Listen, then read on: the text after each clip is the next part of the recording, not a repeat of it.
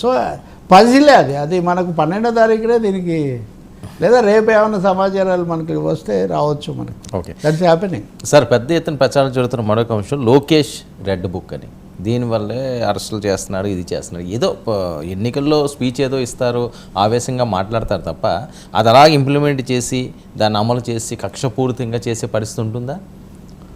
ఒకటండి, ఎప్పుడైనా కానీ ఏ పార్టీ వచ్చినా అంటే ఇప్పుడు ఒక 5 ఏళ్ళు వెనక్కి వెళ్తే ఇలాంటి పరిస్థితుల్లో వైసీపీ ఉంది, ఇప్పుడు వీళ్ళు ఉన్నారు, లేదా అంతకుముందు ఇంకోరు ఉన్నారు. సమస్య ఏంటంటే రెడ్ బుక్ అన్నది ఒక పేరండి, దానికి ఒక టెక్నికల్గా దానికి ఇచ్చిన ఒక సింబల్ తప్ప వాస్తవం ఏమంటే అతిగా ప్రవర్తించిన శృతి మించిన వాళ్ళ మీద ఏదో ఒక విధంగా రాజకీయపరమైనటువంటి తీర్చుకోవాలనేది దీంట్లో సారాంశం.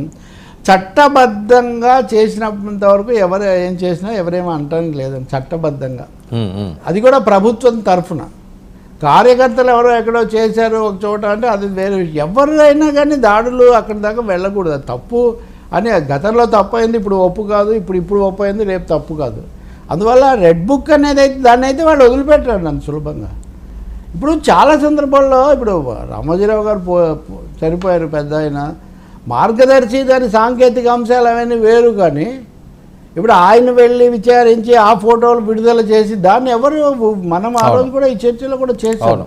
సో చట్టబద్ధమైన చర్యలు వేరు, చట్టానికి అతీతమైనటువంటి రాజకీయపరమైన వేరు. అది ఎవరి విషయంలో ఎవరు చేసినా పొరపాటే. లోకేష్ కొన్ని రాసుకున్నాను, ఇప్పుడు ఇవన్నీ ఇప్పుడు అక్కడ ఆఫీసులు సిట్ మూసేశారు, కొంతమంది ఇప్పుడు ఇది రాజీనామాలు పెట్టినా రిలీవ్ చేయలేదు, ఇవన్నీ చట్ట పరిధిలోనే జరుగుతున్నాయి. తర్వాత ఏమవుతుందో మనకు తెలియదు. దురదృష్టవశాత్తు గ్రామ సీమల్లో కొన్ని చోట్ల కొన్ని ఘటనలు జరిగాయి అంటున్నారు, వాటిని ఎవరైనా ఖండిస్తారు, అది మంచిది కాదు.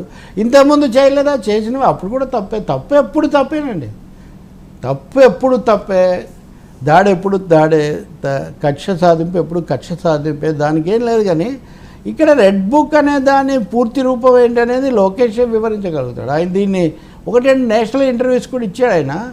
ఆయనైతే క్లియర్గా చెప్తున్నాడు, చట్ట విరుద్ధంగా వ్యవహరించిన వాళ్ళ మీద మేము చట్టబద్ధంగా చర్యలు తీసుకుంటాం. దానికేమి ఇప్పుడు చట్ట విరుద్ధంగా వ్యవహరించిన వాళ్ళ మీద చట్టబద్ధంగా తీసుకున్నారనుకోండి, దాన్ని మీరేం తప్పు పడతారు. అప్పుడే వైసీపీ నేతల మీద కేసులు, వాళ్ళని అటాకులు చేయడం. To be frank, I am one of the first persons to comment on that too from here only, from this platform only. దాడులు అవన్నీ ఆపాలి, శాంతియుతంగా ఉండాలి. అదే సమయంలో వాస్తవికంగా క్షేత్రస్థాయిలో కొన్ని ఘటనలు జరుగుతాయన్న వాస్తవాన్ని కూడా అది కూడా మనం గుర్తించాలి.